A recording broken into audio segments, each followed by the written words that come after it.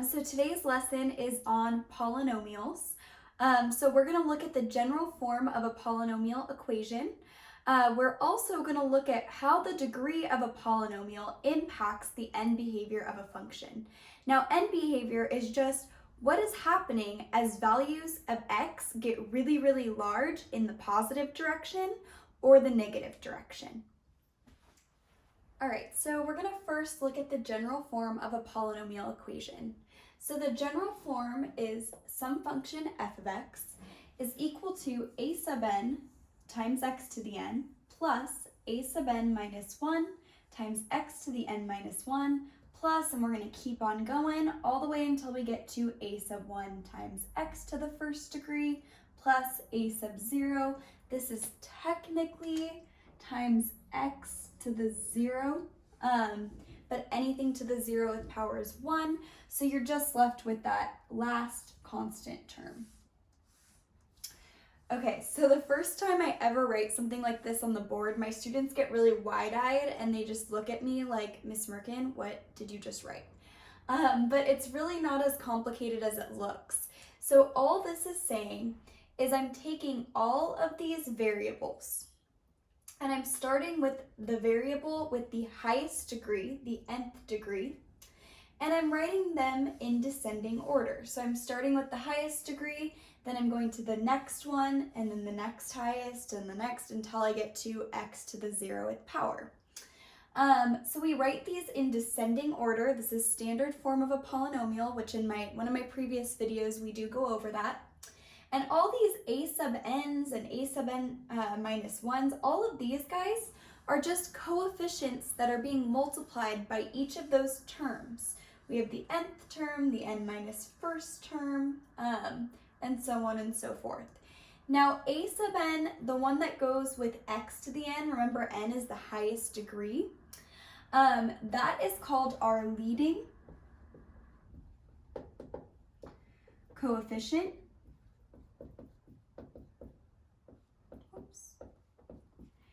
And our leading coefficient can't be 0 because then it's no longer an nth degree polynomial. Okay, now one last thing, you can't have negative exponents. So the best way to state this is that n needs to be a positive integer, but we could also include 0 because if x to the 0 was my leading term, then I'd just have a constant polynomial, some f of x equals some constant number. And we're going to go through different forms of these polynomials and how their degrees impact the way the graph looks. So n must be greater than or equal to 0. N also must be an integer. So this right here, you might see me write like this a lot. This just means n is in the set of integers. So this is saying we need to have some n that's greater than or equal to 0, but it also has to be an integer. So that would be like 0, 1, 2, 3, 4, right? And then an example of this, because this is kind of scary sometimes. So what this might look like is f of x equals 4x to the 5th plus x cubed minus x squared plus 1. Notice how I have my leading term, and this is a 5th degree polynomial. My leading coefficient is 4. And notice I skipped some degrees, like I went from 5 to 3. That just means my coefficient in front of that x to the 4th term was 0. So I don't need all of these terms. I just need at least a leading term with some coefficient that's greater than 0, or it could be negative too. So some coefficient that's not equal to 0. And then we'd have a polynomial function. So now we're going to look at the difference between different polynomial functions depending on what degree they are. All right, so we're going to go through the different polynomial parent functions and try to find some similarities and differences between them. So we have our constant, which is f of x is equal to some just constant number c. That's your x to the 0, your 0th degree polynomial. And what that would look like is just a horizontal line at whatever c is. So if we have f of x equals -1, that's going to be a horizontal line at y equals -1. We have our linear function. You spent a lot of time in Algebra 1 dealing with the linear function. So our linear function would be f of x equals x, kind of that form. It's going to be your first degree polynomial, and it's just going to be a line. And it might have a different kind of slope, it might have a different y-intercept, but generally it's just a line. All right, quadratic. You probably spent a lot of your second half of Algebra 1 dealing with quadratics. Those are our parabolas. There are U-shaped curves. That's of the form f of x equals x squared.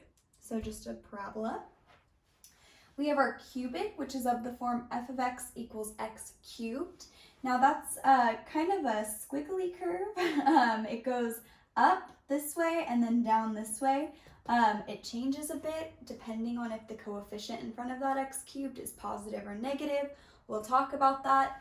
And then our quartic, that's our f of x equals x to the fourth. That's our fourth degree polynomial.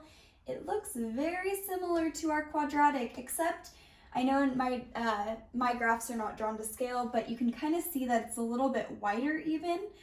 This middle part is a little wider than that. And then our quintic looks a lot like our cubic. It's the x to the fifth, it's a fifth degree.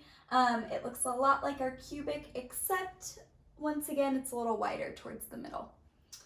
Okay, so now we're gonna go over end behavior. So just a little preview.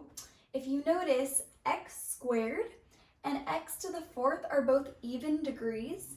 Notice how as we approach really large values of x and really small or large negative values of x, both my end behaviors go to positive infinity. And same with our quadratic. When it's an odd degree, x cubed, x to the fifth, we have opposite end behavior. As we get really, really large in the positive direction, we go off to positive infinity. As we get really large in the negative direction, or really small, I guess, we go down to negative infinity. So that is kind of where we're going with this next. Okay, so let's sum up kind of the pattern that we just saw with those parent functions. So for polynomial parent functions, if we have an even degree and our leading coefficient is positive, what we saw was our end behavior went in both the positive direction. It looked like this. Now I like writing this in a little bit more technical terms. So if x goes to positive or negative infinity, then y goes to positive infinity. So you might have some stuff going on in here, right? But both end behaviors are going to end up going off into positive infinity.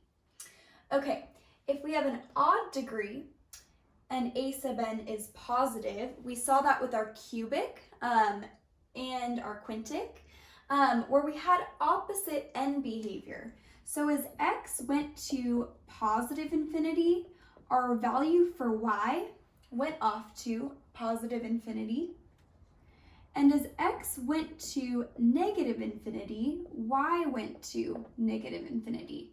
And what that looked like was over here we went up, down, over here we went down. So some stuff happened in between, right?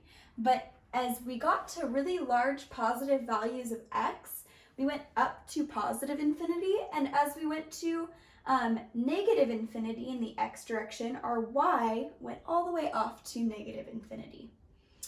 Okay, it swaps it just a little bit if your leading coefficient a sub n is negative.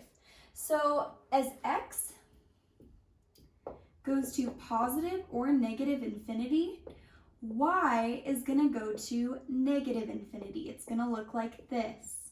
There's going to be some stuff in between, right?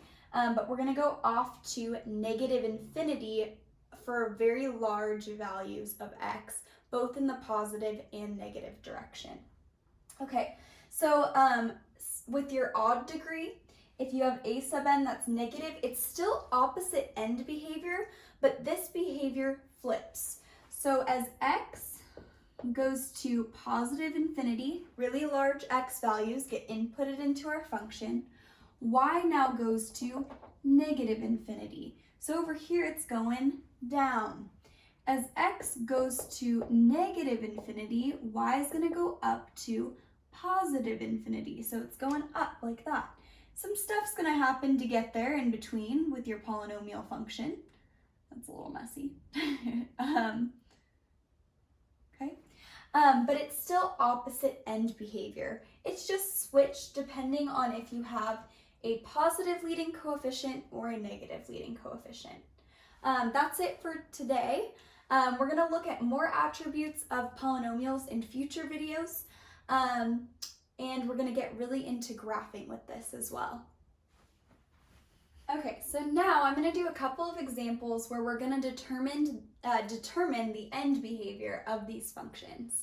So the first one I have is f of x equals x to the fifth plus 2x minus 1. So I look at my leading term, and I have a fifth degree polynomial. Now because it's a fifth degree, I have an odd degree polynomial, and that means we're going to have opposite end behavior. Now the second thing I need to look at is the coefficient in front of that x to the fifth. Technically that's a 1, right? 1 is a positive number. So we're going to have just standard end behavior. The way we write this is we say, as x goes to positive infinity, then f of x goes to, notice it is a fifth degree polynomial and our leading coefficient's positive, so it's going to look like this.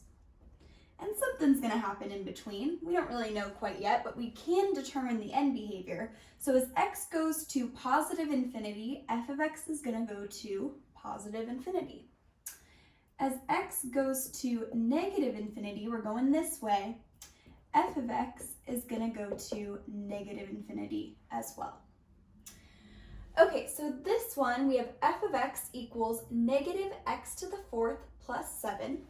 This is a fourth degree polynomial, which is even, meaning my end behavior is going to be the same. They're either both going up or they're both going down. Now to determine if they're both going up versus down, I look at my coefficient. My coefficient here is -1. Since it's negative, they're both going down. So we write this like this. As x goes to infinity, f of x goes to negative infinity. As x goes to negative infinity, f of x goes to negative infinity. Now you could also write it like this if you don't want to write it in two separate statements. You could say as x goes to plus or minus infinity, f of x goes to negative infinity. And what that looks like is we're going down for both of our end behaviors, and something's going to happen in between.